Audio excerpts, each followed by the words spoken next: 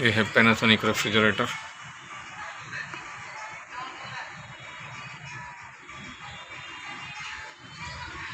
304 litre.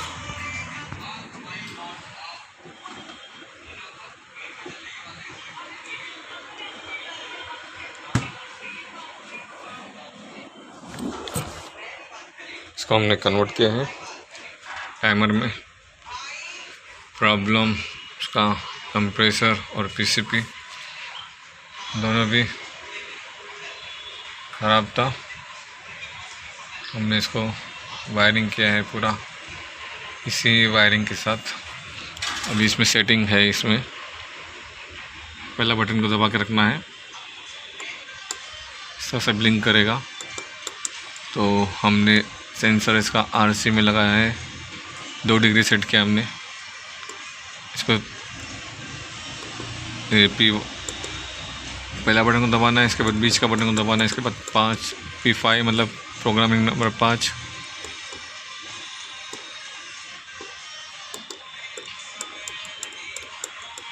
पाँच में आने के बाद वापस ओके करना। 5 मिनट है, नहीं दिख रहा है। 5 मिनट के बाद कंप्रेसर ऑन होगा। कंप्रेसर भी हमने चेंज किए हैं।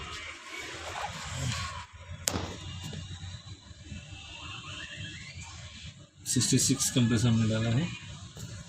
5 मिनट के बाद ये ऑन करेगा इसका कंप्रेसर।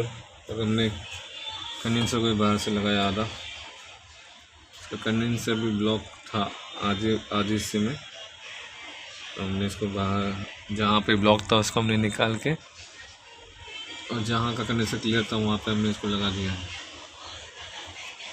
5 मिनट के बाद कंप्रेसर ऑन होगा। कंप्रेसर ऑन होगा तो यहाँ का लाइट चालू होगा। इसका डिस्प्ले में लाइट है।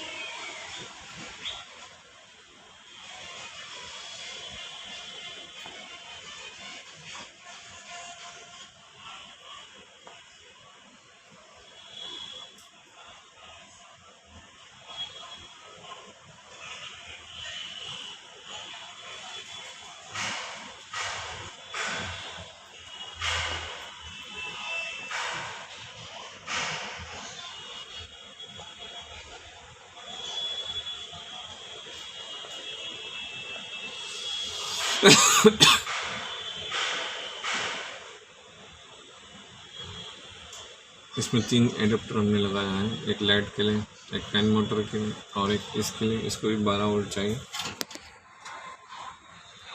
यहाँ पे दिया गया है 12 वोल्ट ग्राउंड और ग्राउंड। थर्मोमीटर किधर क्या? अरे मेरे को करंट मार दिया था, बता।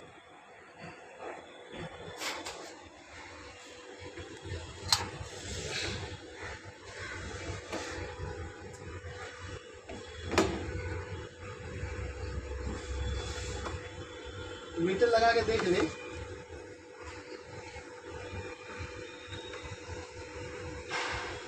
वायर नहीं जोड़ा था क्या?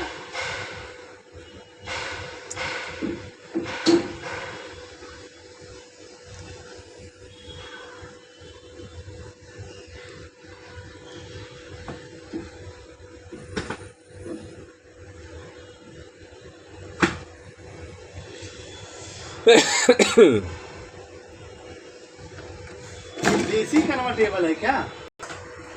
वो घाट पोपट वाली का काम करवा दे मोहन। पोस्ट किसको दिया था? वो बोला फ्रिज बंद करके रखो, फिर दूसरे दिन चालू करो। हाँ, तो वापस ऐसे बोलेगा तो बोलेगी भैया तू उठा के लेके जा अपना फ्रिज। वह काम हो गया उसका।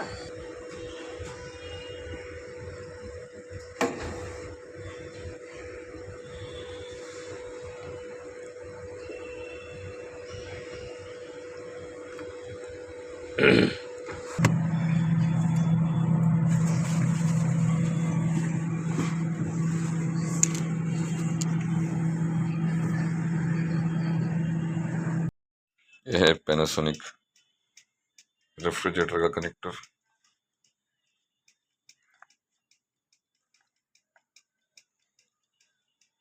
ये मेंस कोड वायर का कनेक्टर है, रेड ब्लैक। ये OLP में गया हुआ कनेक्टर है, ब्लू और ब्लैक। और ये हीटर में गया हुआ कनेक्टर है, पिंक और ब्लैक। ये नीचे जो कंट्रोलर है उसमें गया हुआ ये वायर है, कनेक्टर है, 4 वायर है। और ये बड़ा कनेक्टर है, इसमें sensor, door switch, LED, fan motor और नीचे जो कंट्रोलर गया है उसका वायरिंग है। तो अभी इसमें हम एक्सप्लेन करते हैं।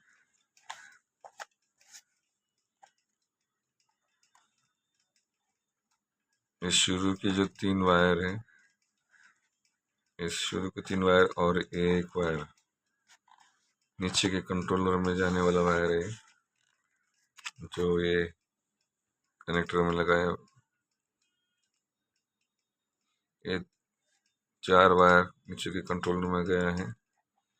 ये वायर सेंसर है, जो डिफ्रॉस्टिंग सेंसर में गया हुआ वायर है।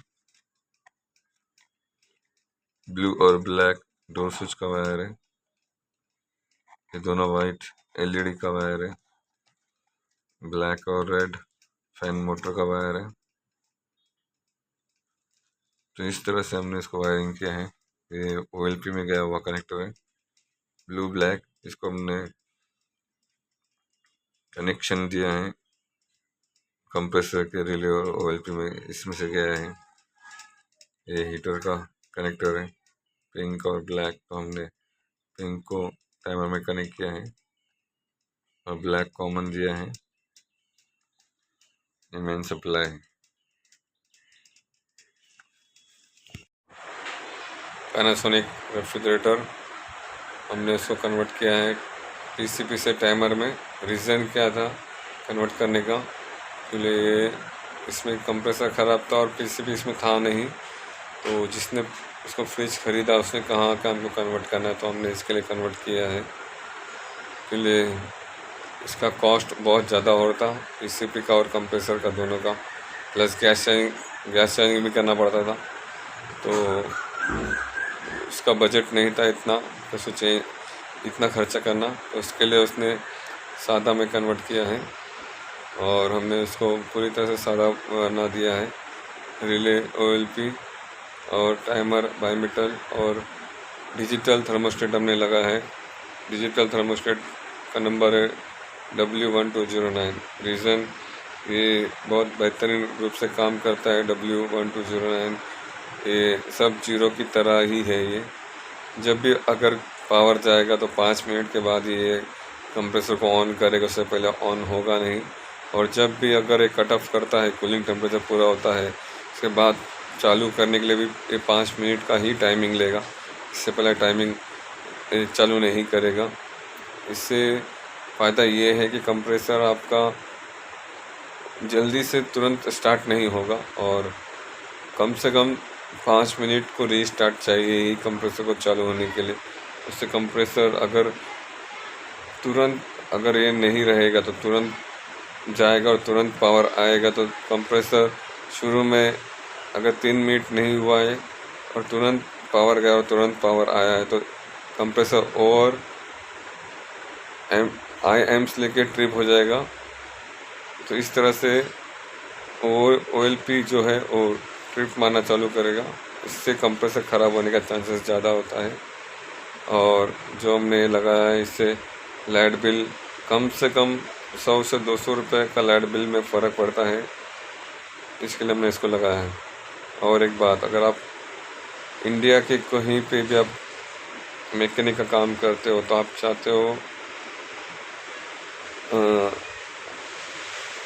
हो क्या आप व्हाट्सएप ग्रुप में जॉइंट होने, ऑल इंडिया ग्रुप में जॉइंट होना आप चाहते हो, तो आप अपना नंबर मुझे व्हाट्सएप कर सकते हो। क्योंकि मुझे बहुत जगह से कॉल्स आते हैं रिपेयर करने के लिए, और मैं सब जगह में जा नहीं पाऊँगा क्योंकि मैं रहता हूँ मुंबई में। अभी मुझे अहमदाबाद से कॉल आएगा तो मैं अहमदाबाद नहीं जाऊँगा रिपेयर करने के लिए। मुझे दिल्ली से कॉल आया तो मैं दिल्ली में नहीं जाऊंगा रिपेयर करने के लिए, क्योंकि उतना टाइम मेरे पास नहीं है। अगर आप मैकेनिक हो तो आप चाहते हो तो जो कॉल दिल्ली का आएगा तो जो दिल्ली में रहते हैं उनको कॉल ट्रांसफ़र किया जाएगा, जो अहमदाबाद में रहते हैं तो अहमदाबाद के मैकेनिक को कॉल ट्रांसफ़र किया जाएगा। तो अगर आप जोड़ोगे तो इसमें आपका ही बेनिफिट होगा, फिर भी आपकी मर्ज़ी। Thank you and God bless you.